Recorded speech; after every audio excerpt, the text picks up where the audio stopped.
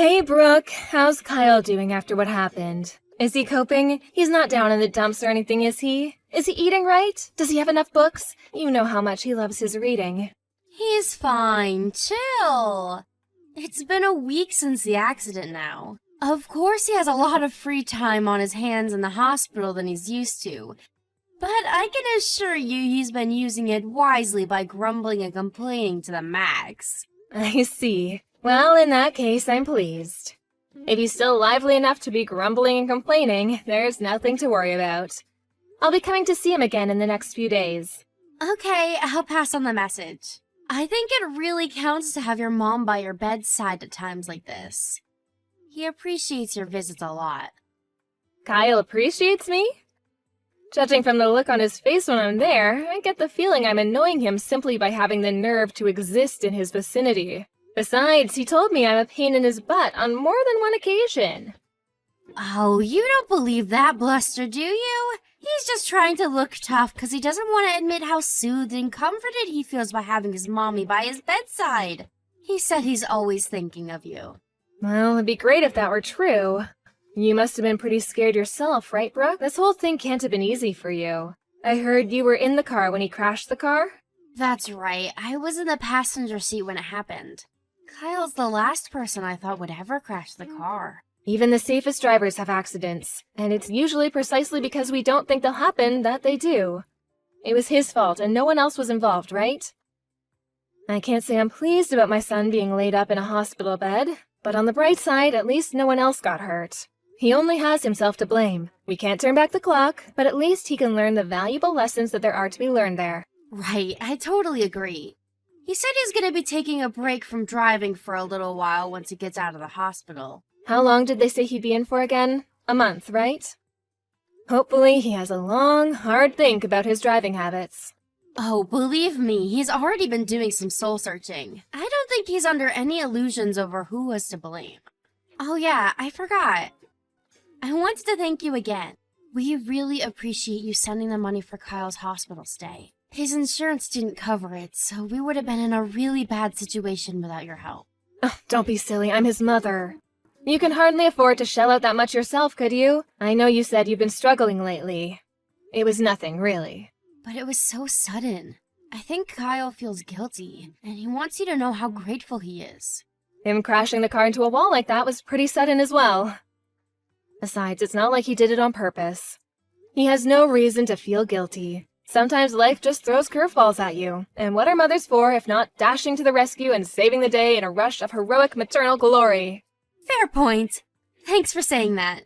I couldn't agree more with everything you just said. To tell you the truth, it's actually kind of a pain in the ass how easily little things like this seem to play on his mind. Oh, it is? But Brooke, dear, surely it's only natural he'd be upset after what he did. He's always had a strong sense of responsibility, and he hates feeling like he's being a burden on others. I think it's perfectly normal. But you just said he has no reason to feel guilty? I'm saying I agree with you. I keep telling him he has nothing to feel bad about. But he seems hell-bent on beating himself up over it. I can't help but to think he overthinks things sometimes. He's so goddamn sensitive. I actually felt a huge sense of relief when you just said what I've been thinking this whole time. So thanks for that. Sure, he might overthink things at times. But still, don't you think it's more complicated than that this time? Huh? But you just said he shouldn't feel guilty. Wait, were you lying? What? Lying? No, of course I wasn't. It's just, how to put this? Just because I don't think he should feel guilty about what happened, doesn't mean I think he should be nonchalant and indifferent towards it either. If anything, I'm proud of him for being so considerate towards others. Is there a problem with being nonchalant and indifferent when you've done nothing wrong? You're my mom-in-law, and that makes me your daughter. What's with this weird formality all of a sudden? Since when were you this stiff and reserved? You can speak your mind with me, you know. I see. Well, I suppose if that's how you feel about it, then you do you, sweetie. Right? I will. Okay then, it's settled. From now on, carefree is the word. Our days of fretting over trivialities are gonna be nothing but a distant memory. Right, got it. All right, well, Brooke, I have some shopping to do now, so I'll speak with you later. Take care. Mom, please can you lend me some money? We're in the mother of all pinches here. You're the only person I can rely on. Oh, Brooke, please, would you stop doing this? You asked me the exact same thing last week. I made it very clear that I wouldn't be giving you anything. Why do you insist on doing this? I know I did, but Mom, we're really in a pinch here. Like really, really, really. Anyone would think I was a stranger, not your freaking daughter-in-law. Surely you should be more sympathetic towards our situation. Why you gotta be so heckin' frosty? Listen to me, Brooke. If you're genuinely in trouble and need help, of course I want to be there for you. Well, in that case, why won't you? You're contradicting yourself a little here, you know? How many times do I have to say it? We're genuinely in trouble. Our situation is desperate. When you say genuinely in trouble, do you remember the previous reasons you gave me for saying you needed me to lend you money? Yes, of course I do. We're struggling to stay afloat financially because vegetable prices have been going through the roof lately. Right. And the month before that, it was because the gasoline prices had gone up. What was it the month before? I forgot. Oh, yes, the electricity bill was soaring, right? I don't remember well either. But probably that. Everybody knows the cost of living has been going through the roof lately, and normal hardworking folks like us just can't get by as easily as we used to. Probably that. I see. Anyways, let's forget about that for a moment. What I wanted to ask you is, why don't you understand how unreasonable it is to come begging me for money every time your living expenses go up? How is that unreasonable? You're right, I don't understand at all. We're your family, and we're in trouble. You're the one who said it was your job as Kyle's mom to dash to the rescue and save the day when life throws curveballs at us. Surely helping us at times like this is the decent, moral, and obvious thing to do? It's not that I don't want to be there for you. The problem is that every time you ask for money, it's for the smallest, pettiest things. Think about it. If I have to come to the rescue every time your outgoings go up slightly, it'll never end. Kyle's got out of the hospital and went back to work months ago. It's not like you two are on one salary anymore. I never heard anything about either of you taking a pay cut either. Look, dear, I know we're in a cost of living crisis, but how can you suddenly be in the mother of all pinches just because cucumber prices went up? Surely if you two do some brainstorming together, you can figure out a way to get through this somehow. I'm asking you precisely because we can't cope without your help.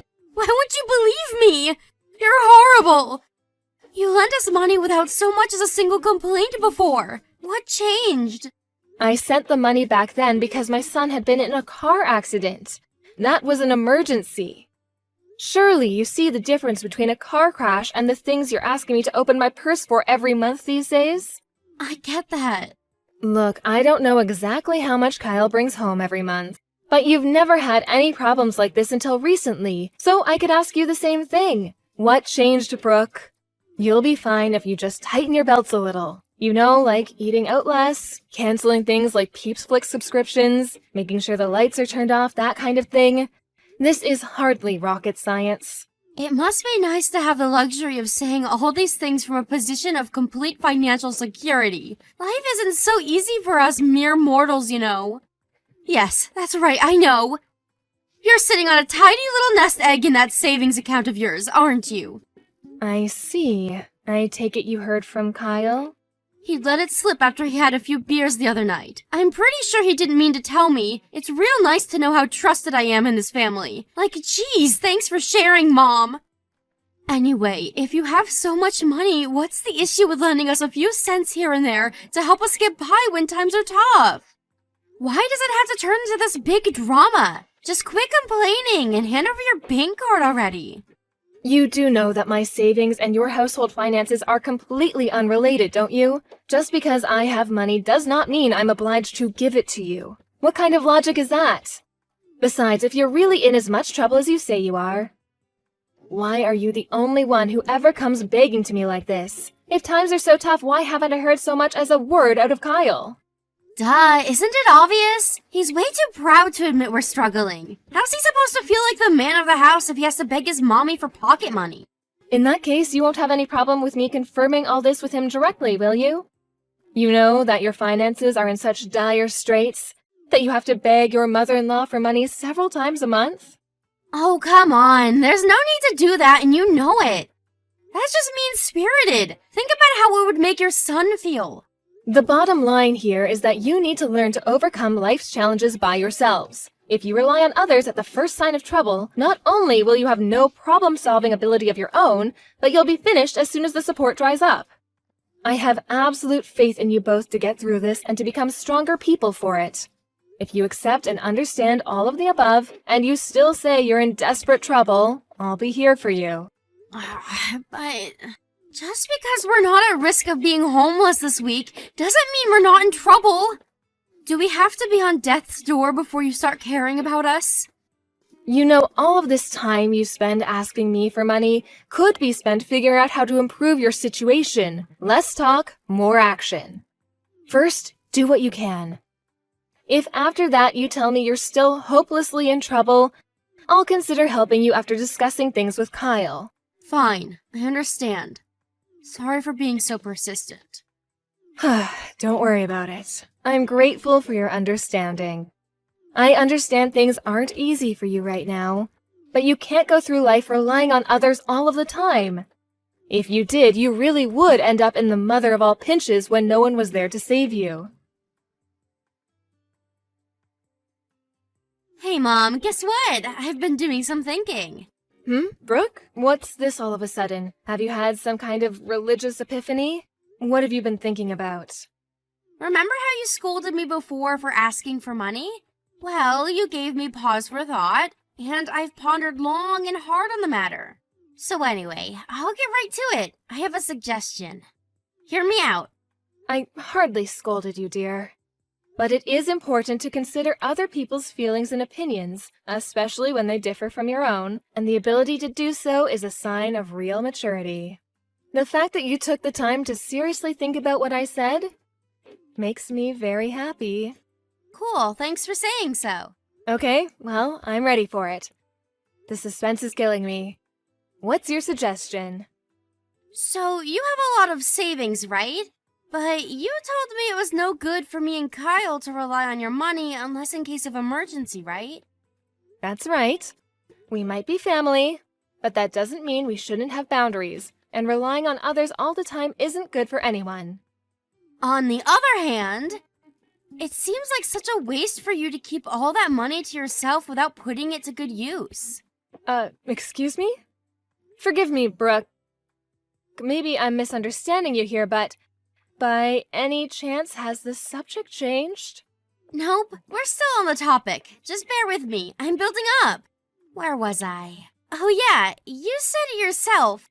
It's no good to rely on others too much, right? That's why I think we should move in together. What? I'm sorry, but I don't understand this at all. What on earth led you to that conclusion? Think about it. If we move in with you and we all live together, we'd all be on the same team. You lending us money wouldn't count as us relying on others anymore. It wouldn't? That's right, it wouldn't. And actually, scratch lending. If we all lived under the same roof, there would be no our money or your money because we'd all be contributing to the same pot. Your money would become everyone's money. I can't believe I didn't think of it sooner. Let's do it. Let's live together. Hold your horses, Brooke, please. Don't you see how absurd what you're suggesting here is? I don't understand your logic at all. No, I can't and I won't. It's not happening. Why not? Surely living with us would give you more peace of mind, too. Ah, that's it. You're worried about the housework, aren't you? No. Not wanting my son and daughter-in-law to move in with me has nothing to do with the housework. Do you have no inkling of how ridiculous what you're asking me to do is? Relax. You don't need to worry at all. I won't interfere with you doing the housework one bit. I'll never get in your way. In fact, I bet you won't even know I'm there half the time. I just told you that isn't the point. Hey, wait a sec. Are you saying you want to move in with me but don't intend to do any housework?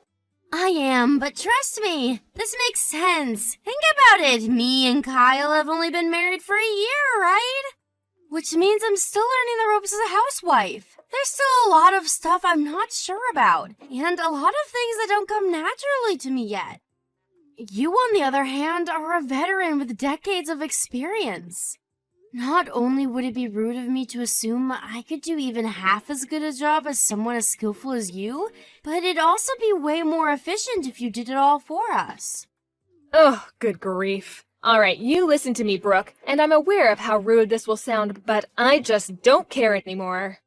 I'm so disgusted with you, I struggle for words. That's not important right now. What's important is that we move in with you ASAP and live together as one big happy family. So what do you say?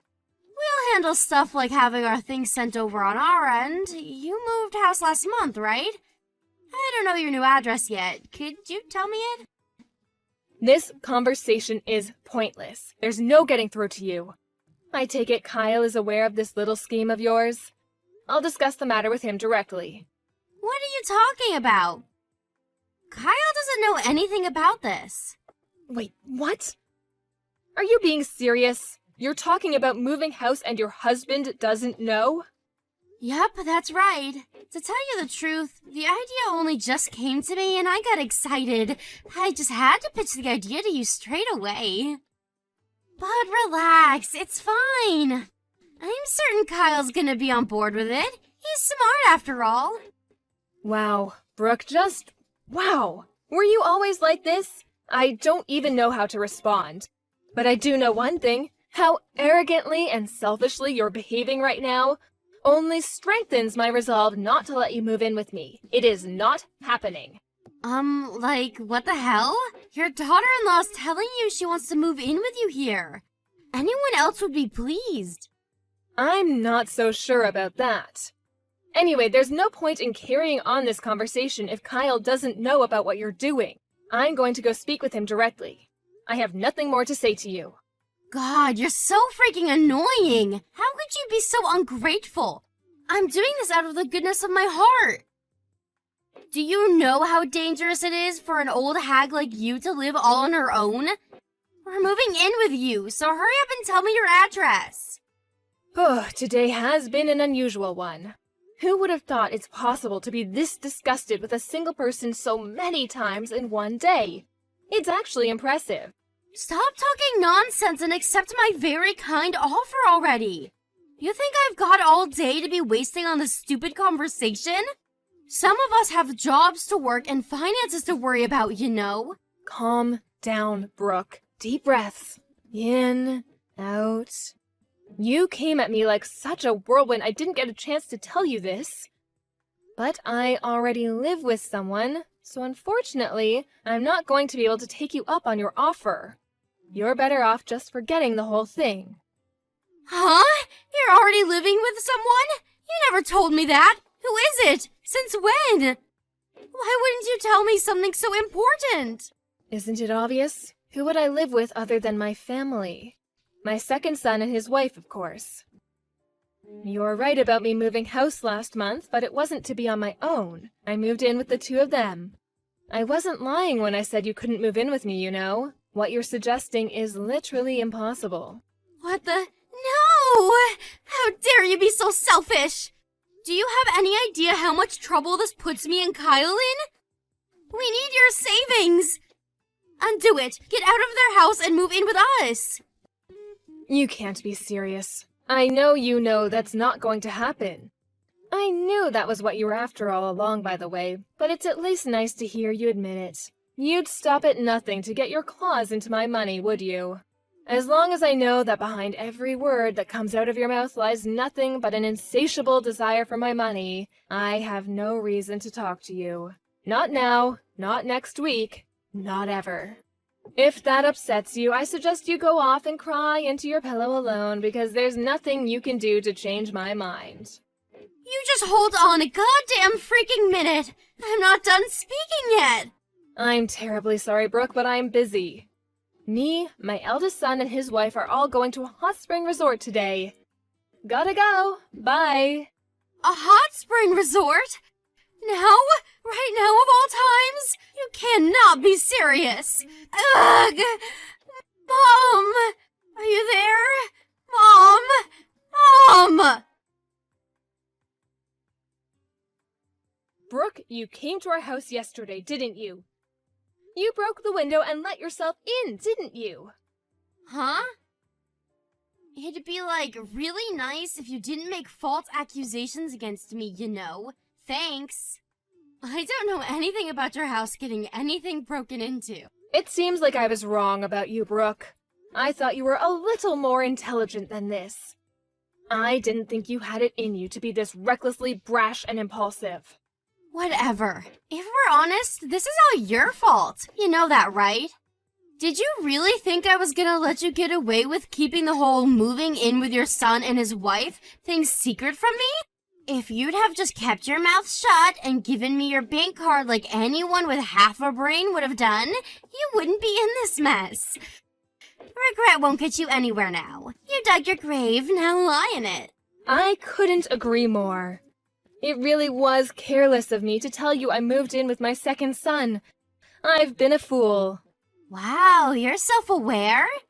I suppose you'd be a total lost cause if you weren't capable of self-reflection at your ripe old age. Let's face it, you're not as young as you used to be. If you'd have waited any longer, you might have kicked the bucket without realizing what a gigantic moron you are. You're right. Thanks for helping me notice, sweetie. You see, I'm so grateful that I want to give you a little something by way of thanks. So I got you a present. Huh? A present? What is it? You should know that I don't accept cheap stuff. It's fine, relax. It's even more valuable than my bank card. You know, the one you took from this house. In a certain sense, it's actually something really unusual. Huh? What could you possibly be talking about? I can barely take the suspense. I don't know anything about your bank card either. You're barking up the wrong tree. Oh, really? Is that so? How tragic. In that case, my present is meaningless. Huh? Meaningless? How so? What's the present? Tell me. You see, I spoke to the police about what happened yesterday. We have witness testimonies from the neighbors. Something tells me you might get a knock at the door from some men in uniform with a couple of questions to ask you very soon. Wait, what? You spoke to the cops? Why would you do that? What's the problem? You have nothing to worry about. It wasn't you after all. Sorry if you find it boring, but I thought it'd be perfect for you. The present is police questioning, just for you. Congrats, honey. No, wait! You can't seriously be saying you reported me, your own daughter-in-law, to the police? I'm your son's wife! You seem a little perturbed. Is everything okay? Surely you have no reason to panic like this. What's the problem? It wasn't you after all. I know you're probably busy, and having a bunch of stern-looking cops grilling you on the sofa might not have been how you envisioned yourself spending today. But you clearly had nothing to do with it, so I'm sure they'll be out of your hair before you know it. I'm sorry. I lied. I knew it. So it was you? Yes. I was so mad about the whole moving in with your other son thing, I wanted to get back at you somehow. I'm sorry. Please forgive me. I see. It's fine. Relax. You have nothing to worry about. I told you, right? This is a present. How can I relax? I might be about to get arrested here. And how the hell does calling the cops on me count as a present? It's a present because I am very kindly giving you an opportunity to reflect on what you've done and become a better human being. So why don't you have a long, hard think about your behavior and fix that rotten personality of yours? That's what me and Kyle want you to do. We both have high hopes for your rehabilitation. We'd be over the moon if you accepted it with some gratitude, because this is the last present you'll ever get from this old hag. After that, my shamed daughter-in-law was taken away in handcuffs by the police in front of a crowd of very shocked neighbors. I know I told her she was only going to be questioned, but that was because I didn't want to panic her so much she tried to escape. Between the witness testimonies from the neighbors and the footage from the surveillance camera my son installed in the garage, she didn't have a leg to stand on, and her arrest was basically a foregone conclusion at the moment I reported her. My son Kyle divorced his criminal of a wife as soon as he found out what she'd done. I hope she uses this as an opportunity to reflect, but I'm not holding my breath. Me and Kyle are praying that she uses this whole situation as an opportunity to change her ways and become a better human being, even if just a little. That said, even if she does repent and change her ways, even if she becomes a shining bastion of all that is good and virtuous, we'll never know because she's no longer a part of our lives. She can get by on her own now.